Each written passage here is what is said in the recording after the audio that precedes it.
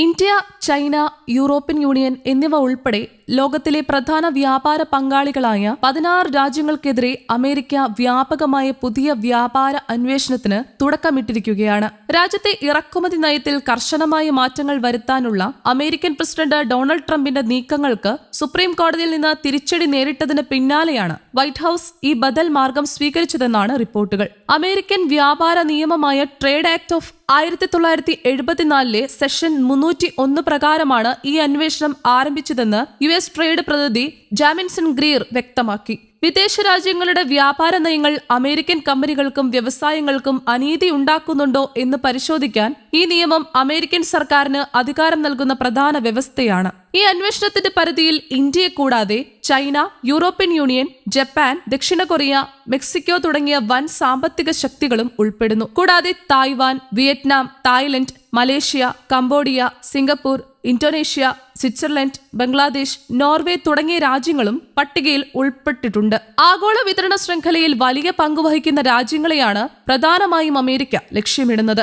അമേരിക്കയുടെ ആരോപണമനുസരിച്ച് ചില രാജ്യങ്ങൾ ആഭ്യന്തര വിപണിയിലെ ആവശ്യകതയേക്കാൾ വളരെ കൂടുതലായി ഉൽപ്പന്നങ്ങൾ നിർമ്മിച്ച് ആ അധിക ഉൽപാദനം കുറഞ്ഞ വിലയ്ക്ക് ആഗോള വിപണിയിൽ ഇറക്കുന്നു. ഇതിനെ ഓവർ കപ്പാസിറ്റി എന്നാണ് സാമ്പത്തിക വിദഗ്ധർ വിശേഷിപ്പിക്കുന്നത്.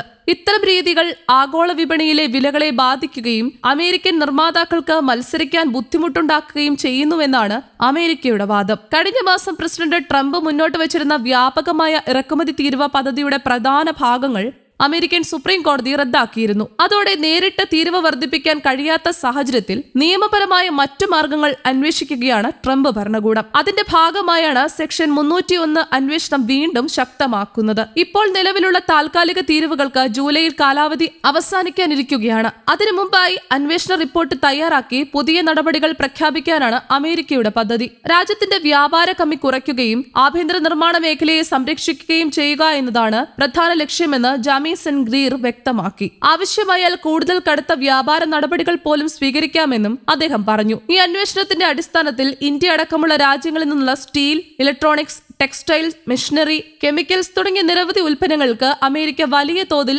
അധിക നികുതി ചുമത്താൻ സാധ്യതയുണ്ടെന്നാണ് വിലയിരുത്തൽ.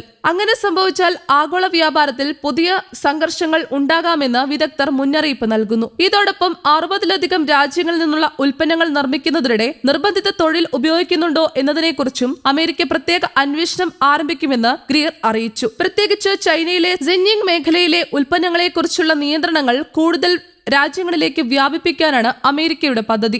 മനുഷ്യാവകാശ പ്രശ്നങ്ങൾ ഉന്നയിച്ചുകൊണ്ടുള്ള വ്യാപാര നിയന്ത്രണങ്ങൾ കൂടുതൽ ശക്തമാക്കാനാണ് ഇതിലൂടെ ശ്രമിക്കുന്നത്. അന്വേഷണവുമായി ബന്ധപ്പെട്ട് പൊതുജനങ്ങൾക്കും വ്യവസായ സംഘടനകൾക്കും അഭിപ്രായങ്ങൾ രേഖപ്പെടുത്താൻ ഏപ്രിൽ 15 വരെ അവസരം നൽകും. തുടർന്ന് മെയ് മാസത്തിൽ ഔദ്യോഗിക ഹിയറിംഗുകൾ നടക്കും. വ്യവസായ സംഘടനകളും തൊഴിലാളി യൂണിയനുകളും അവരുടെ നിലപാട് വ്യക്തമാക്കുന്ന ഘട്ടമാണിത്. ഇതിനിടെ പാരീസിൽ ചൈനീസ് പ്രതിനിധികളുമായി നിർണായക വ്യാപാര ചർച്ചകൾ നടക്കാനിരിക്കുകയാണ്. അതേസമയം ഈ മാസം അവസാനം പ്രസിഡന്റ് ട്രംപും ചൈനീസ് പ്രസിഡന്റ് ഷീ ജിൻപിങ്ങും തമ്മിൽ കൂടിക്കാഴ്ച നടത്താൻ സാധ്യതയുണ്ടെന്നും അന്താരാഷ്ട്ര മാധ്യമങ്ങൾ റിപ്പോർട്ട് ചെയ്യുന്നു. എങ്കിലും അമേരിക്കയുടെ ഈ പുതിയ നീക്കം ആഗോള വ്യാപാര ബന്ധങ്ങളിൽ കൂടുതൽ സംഘർഷങ്ങൾ സൃഷ്ടിക്കാനിടയുണ്ടെന്നാണ് സാമ്പത്തിക വിദഗ്ധരുടെ വിലയിരുത്തൽ. പ്രത്യേകിച്ച് ഇന്ത്യ പോലുള്ള കയറ്റുമതി ആശ്രിത മേഖലകൾക്ക് ഇത് വലിയ വെല്ലുവിളിയായി മാറാൻ സാധ്യതയുണ്ട്. അമേരിക്ക പ്രധാന വിപണിയായതിനാൽ textiles, IT hardware, pharmaceuticals, auto parts തുടങ്ങിയ മേഖലകളിൽ ഇന്ത്യയുടെ കയറ്റുമതിക്ക് തിരിച്ചടി ഉണ്ടാകാമെന്നാണ് ആശങ്ക.